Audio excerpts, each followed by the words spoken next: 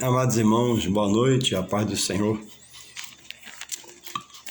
Que Deus continue vos guardando, vos protegendo e sustentando em cada um de nós o fôlego de vida, porque a vida está na mão de Deus. Deus determina o viver e o morrer, o estar de pé e descer a sepultura.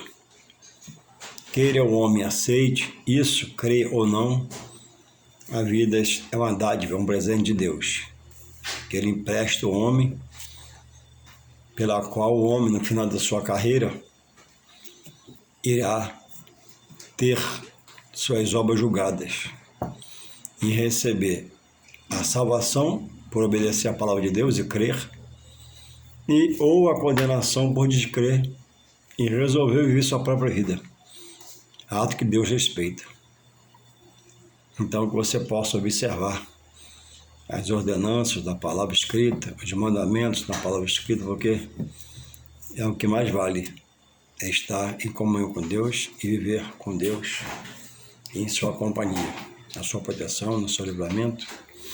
A Bíblia diz que Deus é o nosso refúgio e fortaleza, socorro bem presente na angústia.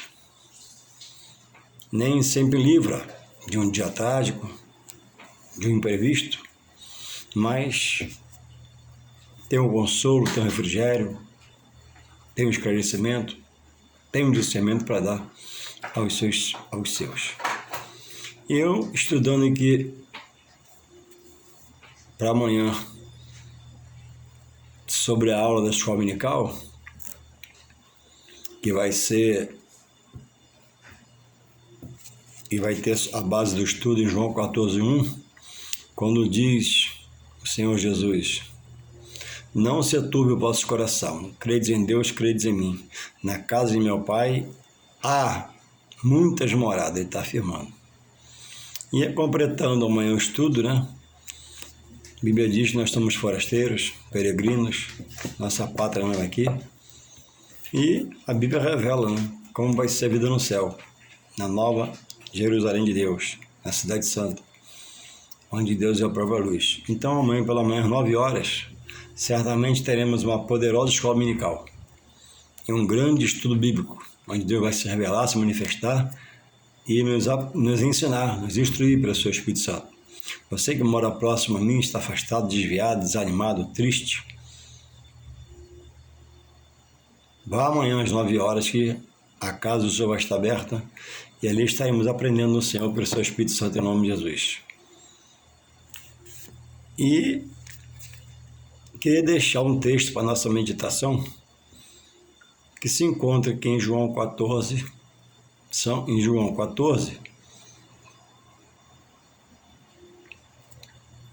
a partir do 5. João 14:5 diz assim: disse-lhe Tomé: Senhor, nós não sabemos para onde vais, e como podemos saber o caminho? Disse-lhe Jesus: eu sou o caminho e a verdade e a vida. Ninguém vem ao Pai senão por mim. Se vós me conhecesses a mim, também conhecerias a meu Pai. E já desde agora o conheceis e o tendes visto. Disse-lhe Filipe: Senhor, mostra-nos o Pai, o que nos basta. Disse-lhe Jesus: estou há tanto tempo convosco e não me tendes conhecido, Filipe? Quem me vê a mim, vê o Pai. E como dizes tu, mostra-nos o Pai. O analfabetismo, graças a Deus, no nosso país, principalmente, está quase totalmente erradicado. Existe muito pouco. É uma coisa muito triste, porque o analfabeto depende sempre de alguém como amuleto. para poder estar auxiliando, orientando, ajudando, e tem de confiar em quem ele chama para estar com ele. De formas que ele é um dependente para se relacionar, para lerem por ele, para ver uma placa, um documento, um número. E isso é uma coisa triste. Agora, o analfabetismo espiritual, ele é bem mais terrível, porque a pessoa é letrada, às vezes estudada, outras graduada e até pós-graduada em conhecimento humano, racional humano, acerca de coisas, de matérias da vida, ensinos de currículos escolares que enchem o homem de conhecimento.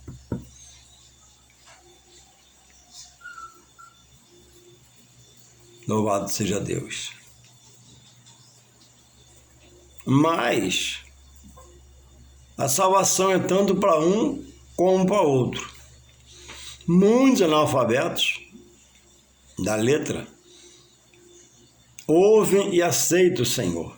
E muitos letrados e com doutorados rejeitam o Senhor e nem crê. Alguns são até ateus.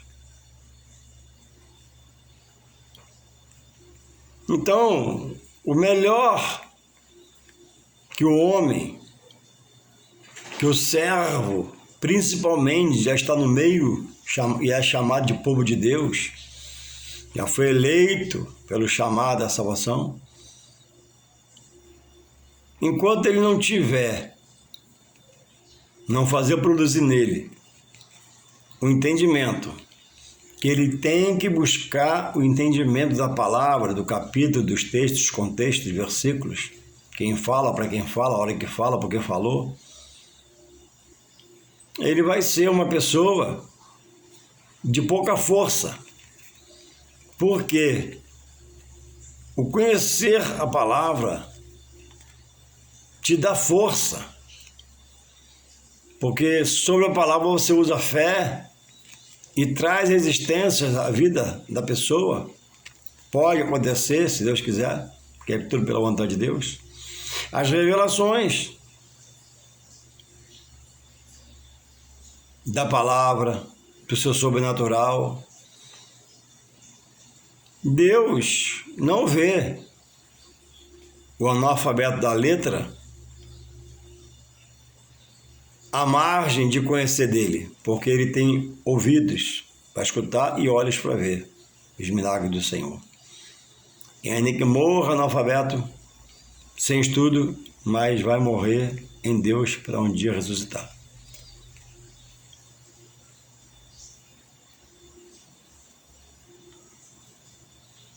Como está o seu saber?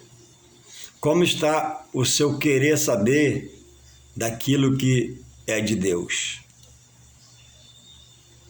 Tem havido ânimo? Tem havido interesse? Tem sido colocada a Bíblia na mão, sentado no sofá, de ligar a televisão, se possível o telefone?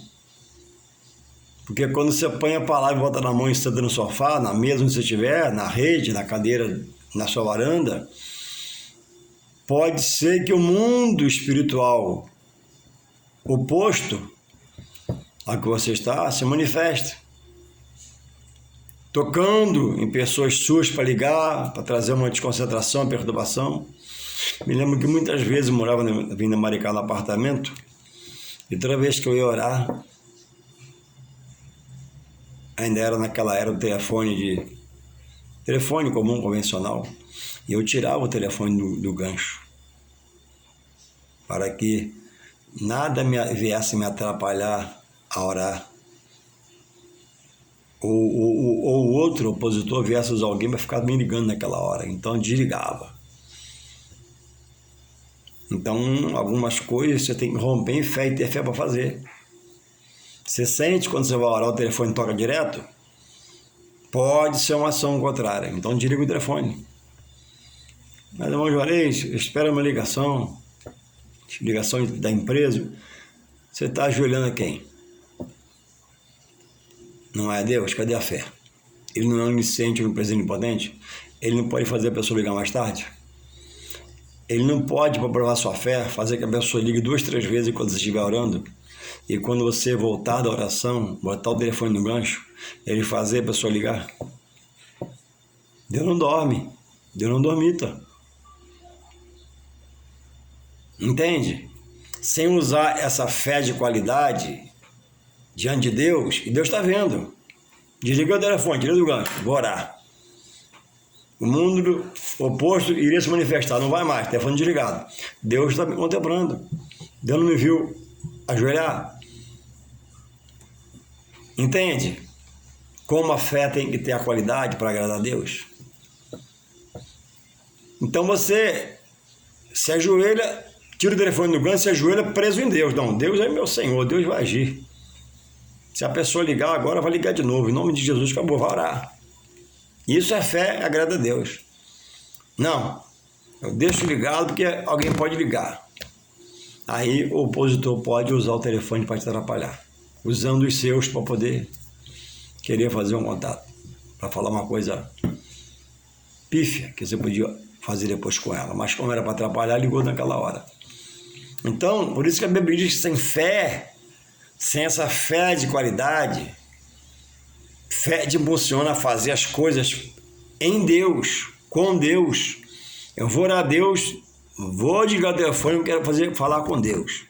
Nada vai me atrapalhar, o telefone só do gancho, amém, acabou. Nem que o presidente ligue, nem vai falar comigo, fala depois, Deus vai mandar ele voltar.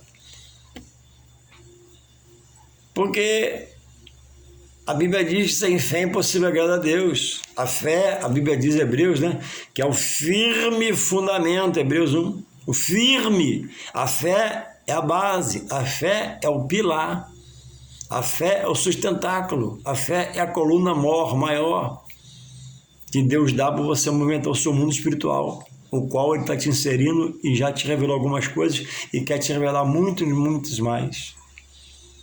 Temos um versículo clássico sobre isso, nessas mensagens, né? Jeremias 33:3. Clama a mim, ó, você vai clamar a Deus. Aí o que ele responde? Anunciar-te-ei coisas grandes, ó, coisas grandes, mas você sabe, e ocultas que você não sabe, vai te revelar. Quem clama a Deus não fica sem resposta. Quem clama a Deus não fica no vazio. Quem clama a Deus não fica no vácuo. Deus é um Deus de resposta. Nem que seja o não, Ele vai te dar o não. Mas o não dele é vitória. O não de Deus soma a favor de você, quando você obedece e não é rebelde a esse não. Mas se resigna, fica em humildade, em sujeição, humilhação a Deus, que a seu tempo Ele vai te exaltar. Mas tem muitos humilhados que estão humilhados pelo pecado, pelo erro, pela blasfêmia, teimosia, prevaricação, vai ficar na humilhação mesmo, enquanto não se humilhar a Deus. Porque a hora de Deus, o dia de Deus, o tempo de Deus, Ele vai agir na hora dele. Louvado seja o Senhor. Resta a Deus, ao servo obedecer, se entregar, cumprir as determinações. Então diz o texto aqui, disse-lhe Tomé.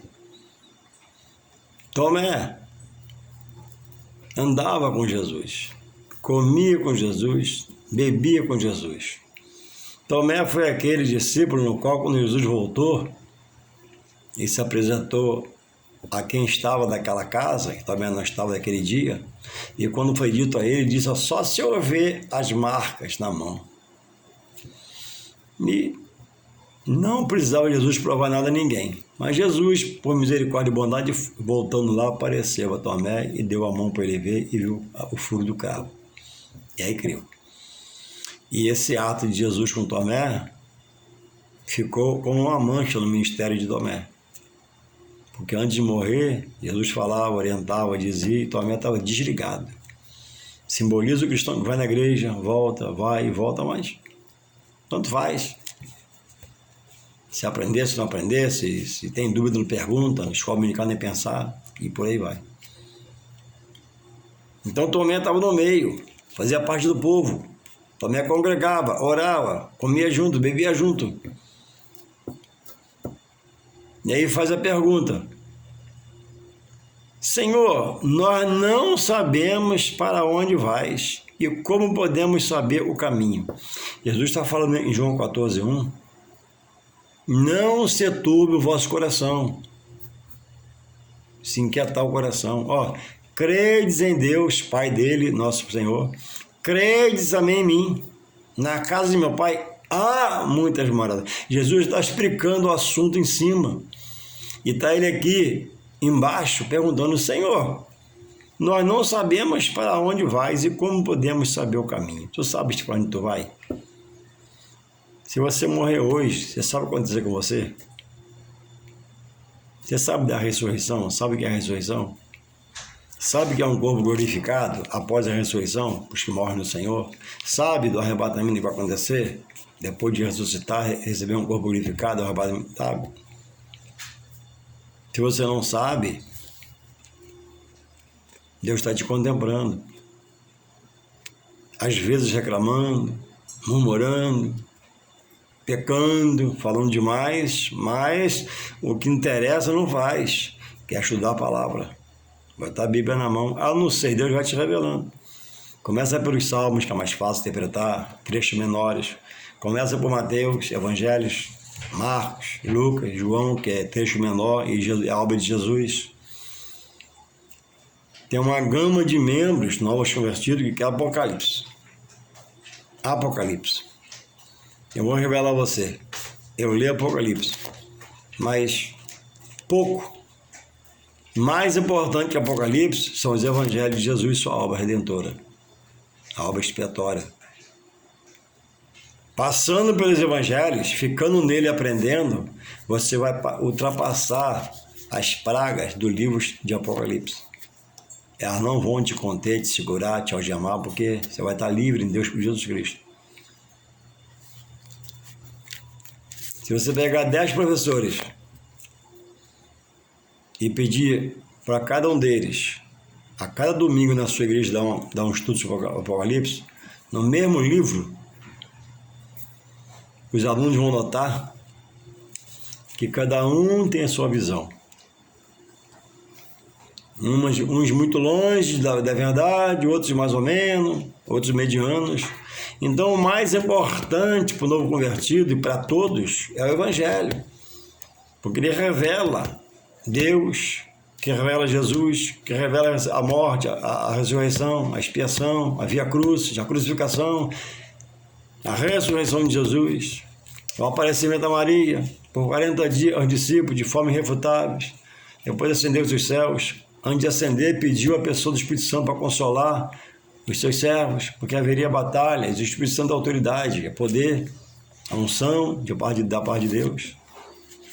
O selo é uma coisa, o batismo é uma coisa maior, mais abrangente, para quem entende assim. Então Tomé pede: Senhor, nós não sabemos.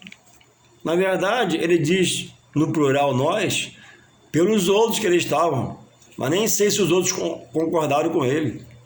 Ele diz: eu não sei para onde vou, mas ele diz aqui: nós não sabemos. E Jesus fala no verso 1. Então, ele poderia perguntar: como será, Senhor Deus, isso? Ele iria explicar. Os mortos ressuscitarão, os vivos, quando eu voltar, após a trombeta soar e descer a comitiva comigo, receberão um corpo glorificado. Os vivos, com um corpo glorificado, não vão na frente do ressuscitado. Primeiro ressuscitarão os mortos, receberão um corpo glorificado. Depois os vivos receberão esse corpo também. Aí o Senhor vai arrebatar esses fiéis. Para quem crê. O mundo já combate o arrebatamento e não crê. Mas não. Nós não sabemos, quer dizer, eu não sei. Ou seja, eu estou esse tempo todo na igreja, na casa do Senhor, não me empenho, não faço pergunta, não levo minhas dúvidas no papel para outra pessoa, e estou, a Deus dará. Para pessoas assim, vem um vendaval, vem um dia mau, vem um dia trágico, não há uma saída, porque ela é tímida para aprender de Deus. E a Bíblia diz em Apocalipse que os tímidos não herdarão o reino de Deus. Não é o tímido no seu jeito de viver, manso, quieto, fala pouco. Não é isso que a Bíblia diz. Tímido para entrar para dentro do reino, para entender de Deus, para aprender de Deus, para perguntar, professor, não entendi, fala de novo. Professor, estou com um papel aqui com 3 dúvidas. O professor se agrada, a pessoa está interessada em quer aprender. Você, assim, precisa mudar. A Bíblia diz, em Hebreus 10, 19, que você deve ser intrépido com as coisas de Deus. Querer. Deve ser ousado para aprender de Deus. E muitos estão fora desse contexto de observação porque a timidez atrapalha. Então, quanto mais você saber, mais você vai ter uma palavra na boca para rechaçar o mal, a contrariedade, o diabo na sua vida, porque haverá unção. E a unção que está no vaso, da parte de Deus, ela arranca o jugo que quer ficar, quer voltar, quer entrar. Porque vai haver ousadia, intrepidez, vai repreender. Sai, eu te repreendo em nome de Jesus, o nome sobre todo nome. E pronto. Havendo excesso de timidez, né? Deus não vai deixar de agir. Deus não age como age o homem, não faz como faz o homem, né? Deus é justo e fiel. Mas alguns se fazem independentes em Deus, busca autoridade, poder e fica dinâmico. Outros dependem sempre do outro. E assim vamos vivendo. Aí Jesus disse, eu não sei para onde vai. Aí ele pede, Tomé pede mostrar o caminho. Aí Jesus dá outra resposta a ele. Disse-lhe Jesus, ele estava com o caminho. Ele andava no caminho, com o caminho do caminho, que é Jesus, Filho de Deus. Disse Jesus, eu sou o caminho, Tomé, a verdade, Tomé, e a vida, Tomé. Tomé, ninguém vai a Deus, meu Pai, senão por mim. Para morar nessa casa, na glória, tem que passar por mim, me aceitar como filho de Deus, gênio do Pai. Aí Jesus chama a atenção dele, dizendo assim no 14:7. Se vós me conhecesses, a mim, se vós me conhecesses a mim, também conhecerias a meu Pai. Por quê? Jesus era Deus encarnado. A semelhança de Deus está em Jesus como homem. Façamos também o homem, eu, a criatura, que hoje sou filha por expressa de Jesus, a nossa imagem e semelhança. A imagem e semelhança não é em poder, unção, autoridade, nada disso. É em semelhança. Jesus se fez homem como nós, nariz, boca, orelha, braço, perna, tudo. Então, se vós me conhecesse, a mim também conheceria meu Pai. Ele não conhecia o Pai, ele diz, porque não conhecia Jesus. Mas o que eu quero frisar nessa mensagem é que ele estava no meio, ele estava no bolo, ele comia junto, bebia junto, caminhava junto, sofria junto, gemia junto, se alegrava junto, chorava junto. Mas você não vê o efeito da palavra do Mestre na vida de Tomé. Tomé poderia ser uma pessoa mansa, boa, humilde, sem fé, mas também não era interessado em aprender do Mestre, seu Jesus. Se tu conhecesses a mim, se vós conhecesses a mim, também conheceria o Pai, que eu sou mais semelhança dele. Eu estou na sua frente. E já desde agora o conheceis e o tendes visto, porque via Jesus. Quem vê Jesus vê a pessoa do Pai.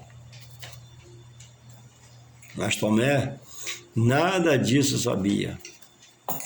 Tomé nada disso compreendia. Por isso, quando ele chegou lá, após Jesus aparecer e sair, e os seus irmãos falou com ele, teve aqui o Nazareno, se apresentou a gente, não entrou pela porta, entrou pela parede, porque ele estava no corpo glorificado, não veio pela janela nem pela porta, pela parede. Ele falou, só se eu ver. Só se eu ver após tudo que eu vi de Jesus. E quem está falando com ele, era para ele crer, eram seus irmãos. Mas a fé era tão pequena, quase nenhuma, quase inexistente, que ele diz o quê? Só se eu ver. Então Tomé era um crente fraco na palavra, no conhecimento. Talvez, não sei, talvez desinteressado pelas coisas do alto. Ou até ali fosse muito carnal ainda. Depois Tomé foi outro apóstolo. Tomé depois foi outro homem, Deus, depois dessa vergonha para ele que ele passou. Ele foi usado por Deus. Esse foi só um momento na vida dele, de inexperiência. Não bastasse isso, em um trecho só, na mesma hora, estava lá também Filipe, 14:8. E disse-lhe Filipe, ouvindo Jesus dialogar com Tomé. Filipe, entendendo que Tomé dialogava com Jesus, o mestre. Filipe viu o mestre orientando a ele acerca das coisas, como seria. Aí Filipe vem e disse, 14:8. E disse-lhe Filipe, Senhor, mostra-nos o Pai que nos basta. Quando Jesus acaba de dizer, quem vê a mim vê o Pai. Eu estou no Pai e o Pai está em mim. Jesus não é Deus reencarnado. Reencarnação não existe, é mentira do mal para enganar os homens e levá-los para a perdição. Jesus é Deus encarnado. Encarnado é outra coisa, não é reencarnação. Reencarnação é visão humana, sabedoria humana, pensamento humano, jeitos humanos, em qual não há segurança. Jesus condenou os saduceus quando perguntou a ele, né, eles criam na ressurreição, na reencarnação, e Jesus prega para eles a ressurreição. Então a ressurreição existe, Deus ressuscitou Jesus. E Jesus, para te mostrar isso, ressuscitou quem? O filho da viúva da cidade chamada Naim, a filha de Jairo, principal da sinagoga, e Lázaro, seu amigo, e já fedia de 4 dias de morte. Então, o que foi resultado pelo Pai, sendo Deus encarnado, tendo nele poder, mas despido da sua glória e veio à terra entre os homens, no meio de pecadores e malfeitores, agora ressuscita, pelo poder do Pai nele, Lázaro, o filho da viúva e a filha de Jairo. O que você quer mais? Jesus não reencarnou o filho da viúva. Ele estava no caixão, ele orou e trouxe de volta e entregou o filho à viúva. Jesus a filha de Jairo não foi reencarnada. Ele orou e vê ela mesmo, seu cabelo, seu rosto, seu semblante, sua orelha, seu nariz, no mesmo corpo. Como pode alguém reencarnar? E fico pensando sempre digo nas mensagens, morri eu, amém. Aí eu crio na reencarnação. Eu vou encarnar em qual corpo? Se todo corpo já tem o seu espírito e alma. E 2 corpos não pode ocupar o quê? O mesmo espaço.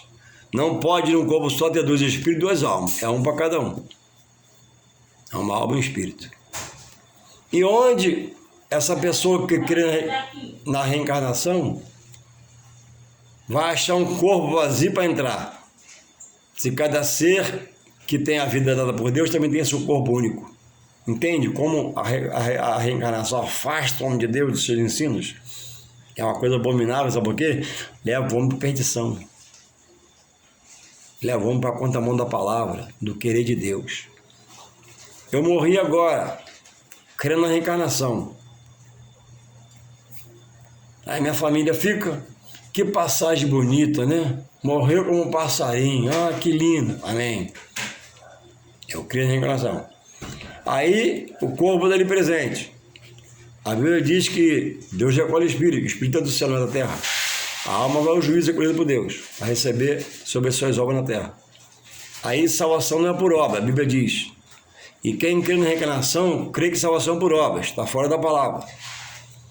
Então, eu morri, minha família tem que ir chorando, eu fui embora. Em qual corpo eu vou reencarnar? Onde está esse corpo? Se todo corpo diz um ser vivente, tem sua alma e seu espírito, está entendendo? Reflita. Você está no engano, na reencarnação você está no engano. Reencarnação, pensamento humano, filosofia humana, desejo humano.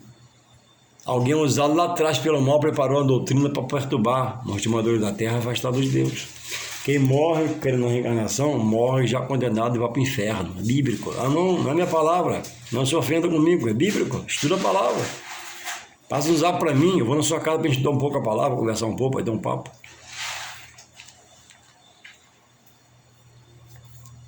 Louvado seja Deus. Não existe reencarnação, existe a ressurreição. Aí entra aqui Filipe. E disse-lhe Filipe. Olha o que Filipe pergunta. No 7, Jesus respondeu a Tomé, diz assim, ó, se vós me conheceis a mim, também conhecereis a meu Pai. E já desde agora tem visto, porque via Jesus, via Deus, pela fé. Disse-lhe Filipe, Senhor, mostra-nos o Pai, o que nos basta. Olha só, a mesma pergunta que Tomé está fazendo. Ainda era inexperiente. Depois Filipe foi um grande evangelista usado por Deus.